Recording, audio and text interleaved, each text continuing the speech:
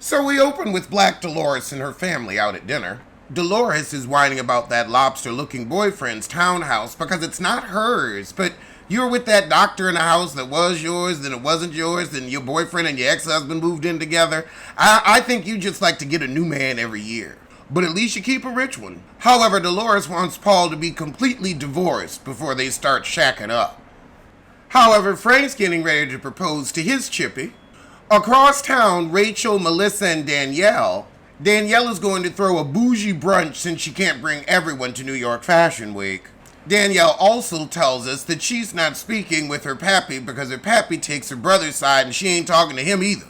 Meanwhile, across town, Jennifer's meeting with Teresa for a facial. Over with Marge, she telling her mom how the baseball game went and that Jackie's mad at her for not being invited to the party. Teresa and Jennifer, however, bring up that they saw Margaret and Jackie fighting, so they called Jackie to get the skitty, and she said, look, I ain't gonna dish the dirt with you and have to answer for it at the reunion. Marge thinks that Jackie isn't being a friend because she don't call and check in and didn't know about the anniversary of Jan's death because she's not calling and checking in rather than stalking someone's Instagram to know what's going on in their life.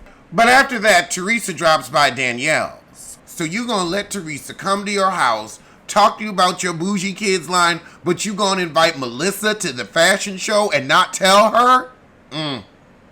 Yeah, she gonna get your butt for that. However, she does tell her about the bougie brunch, and she said Jen Fester won't be there.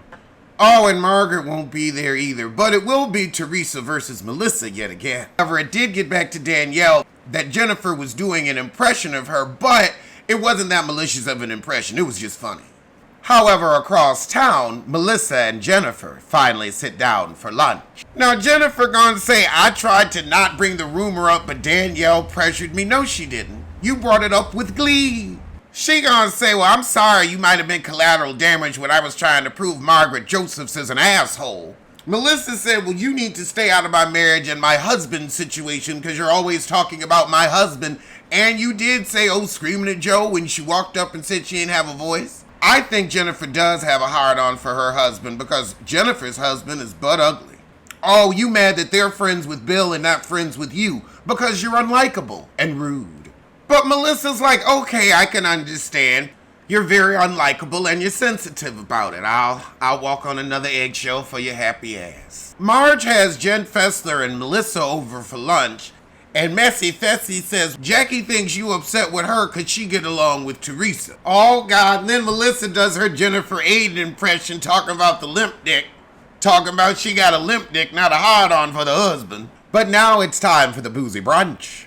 So we at the brunch and everybody here. Dolores fills everybody in on her relationship with Paul. And she's like, I ain't gonna push him to get divorced yet, but time is a-ticking. However, Danielle asked Jennifer, so who did you have at the party that was talking mess about me? Oh, Lena, the hairdresser. Danielle says, well, the heifer shouldn't have been in VIP, so I don't know why she was whining. Who is she? Danielle said, that heifer's insignificant to us and you should have been defending me. Teresa said, well, I didn't know you had an issue with her.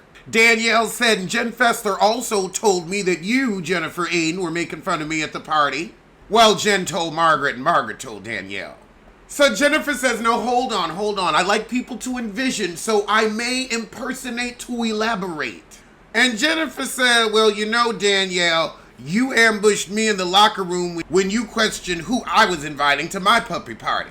Danielle still asked Jennifer if she set her up, and she said, no, we didn't. Teresa still blames Margaret and says she's the root of all evil.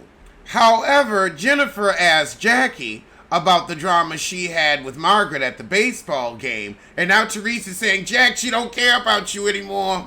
Jackie said, I'm not on nobody's side. I'm a free agent, doing what I want. However, Teresa tells Rachel, I didn't say your husband was a drug dealer. He's a parking attendant, right? Rachel said, well, your intention of bringing it up was very foul. And if you've got to be careful to bring the X out, because I can do it too. Louis' ex is a twerking heifer. I would quit while you were ahead. Don't poke the bear. Rachel said your husband has way more exes than mine does. What was your intention? Answer the question. Rachel said, why wouldn't you ask John if he was a drug dealer since you didn't know it was true? And Teresa says, well, what, he's a parking attendant now, right? Well, maybe a drug dealer would be better. Oh, but now Rachel goes off. What have you done, you stupid bitch? You went to jail as a grown-ass woman. You're young and stupid. I'm not doing this. You're old and stupid, you has-been. Rachel says you're a bully and you picked on Jackie's marriage. Melissa said, yeah, and I'll never let you forget it. Jackie said, stop it, Melissa, stop it. I don't need to be mad about that right now. I know what you're doing. Yeah, but why are you trying to kiss Teresa's ass after she really went after your marriage and scared your husband off the show? So now Danielle says, you know what, Jackie, you're dogging your girl, and now you trying to rep Teresa's ass. But Jackie said she done moved on. And Black Dolores tells Rachel, now look, Teresa gonna come for that ass the next time she see you. And she said, well, she's never been my friend, so I don't give a fuck. She can walk a duck. Oh my God, we have love during lockup with gays now? Oh, Jesus Christ. I was just peeping in thinking I might go back.